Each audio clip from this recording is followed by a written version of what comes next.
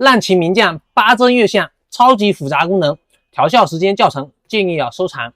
这款浪琴名将呢，也是我帮表友淘的一个二手的，品相的话还是不错的。我们调时间之前，我们先拧几下发条，让发条有足够的动力，然后我们拉出2下，直接调时间，调到这个12点的时候，9点位置的这个指针指向12，说明这是中午的12点。我们现在是下午的3点，我们调到现在的3点，然后我们推进去，然后再拉出1下。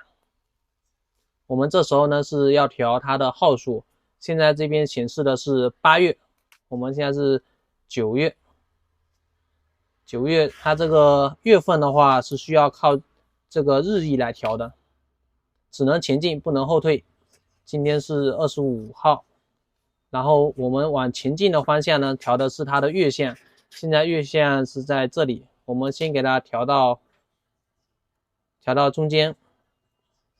中间的话说明是15，比如说我们今天是25的话就是16、17、18、19、20、21、22、23、24、25。